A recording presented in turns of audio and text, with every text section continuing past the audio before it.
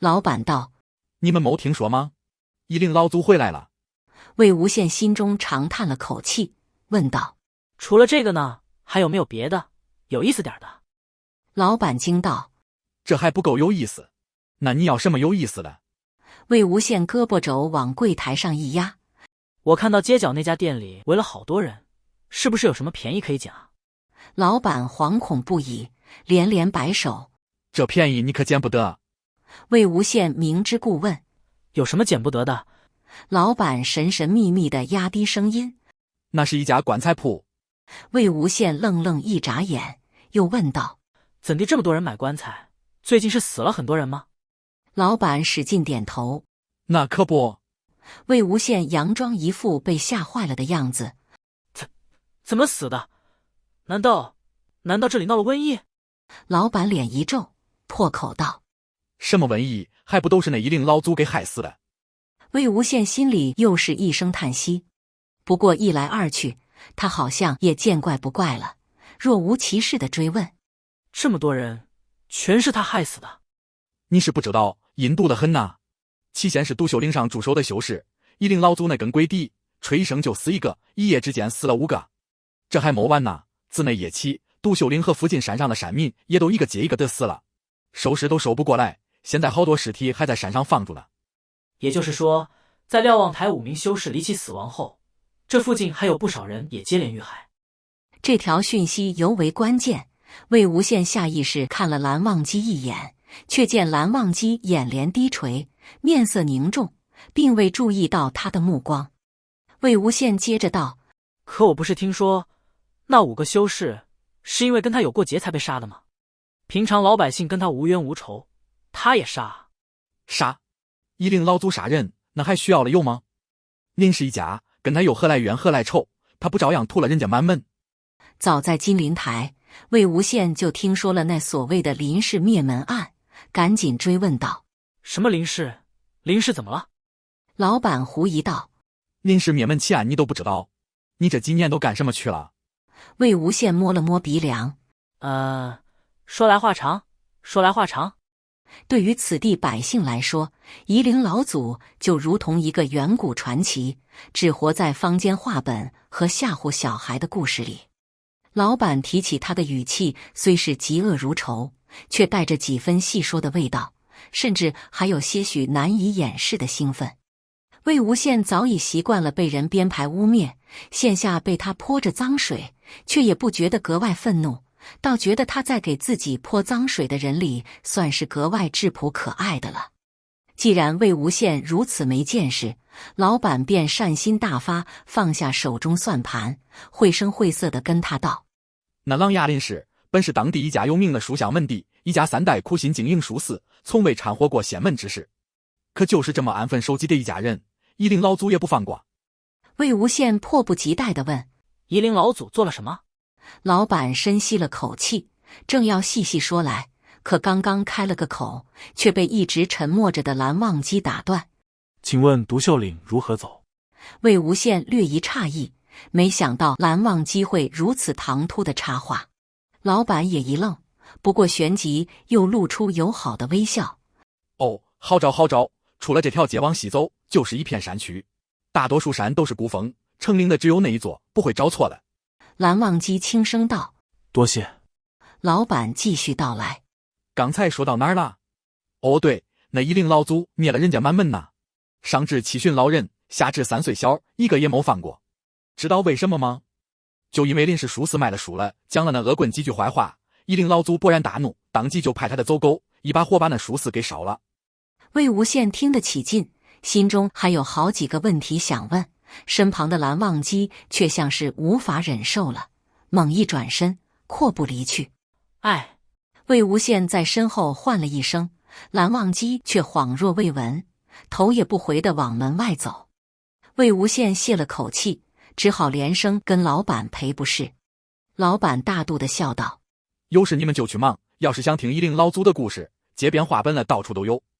出了客栈，魏无羡3步并作2步，好一阵才追上蓝忘机。这么一声招呼，不打就走，着实有失礼数，断然不像蓝忘机的作风。再一看他的表情，似乎比平时更为冷漠，隐隐透出厉色，吓得魏无羡不敢吱声。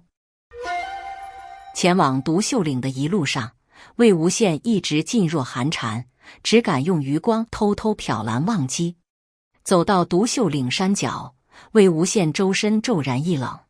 这座山上邪气甚重，这样浓重的邪气绝不可能是一两只妖煞所致，有成群成片的妖煞遍布了整座山岭。刚刚走进山道，迎面而来3个汉子，身后抬着一具尸体，冲2人粗声吼了一句：“你们怎地还往山上走？不要命了是不是？”一问，自5位修士遇害，山中居民纷纷连夜逃离，却一个个惨死途中，剩下的人都吓得不敢挪窝，大门紧锁，祈求上天垂怜保命。收尸的汉子越说越义愤填膺，大声痛骂起夷陵老祖来。魏无羡咳了几声，赶紧问他：“那几个修士如今停尸何处？”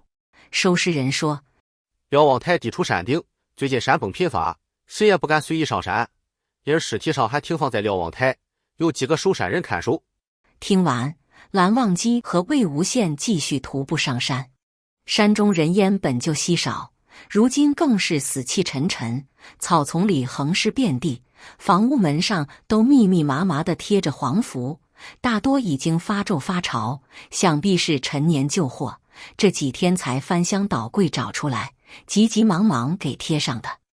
魏无羡凑近一看，不由嫌弃地皱了鼻：“这画的都是些什么破烂玩意儿？”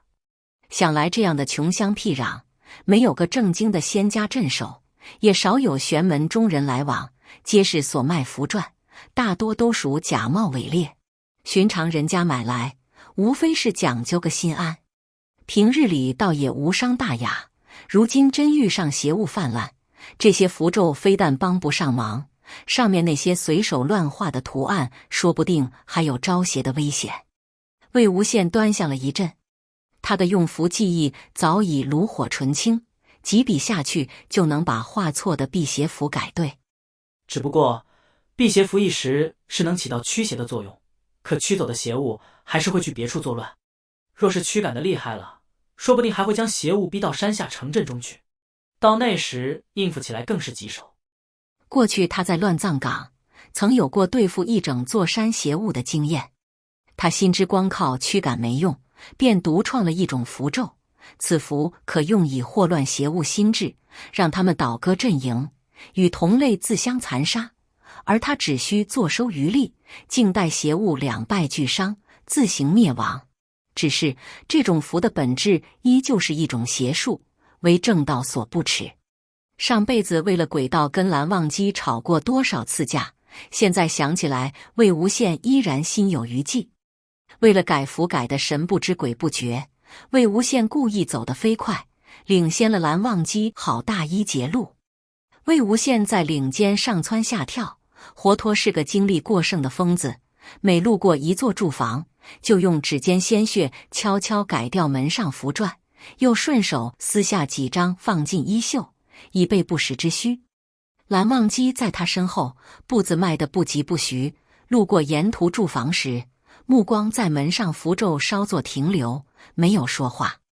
独秀岭连绵不绝，峰峦相接，5座瞭望台皆立于岭头，形似高塔，直插云霄，塔尖笼罩在云雾尘沙当中。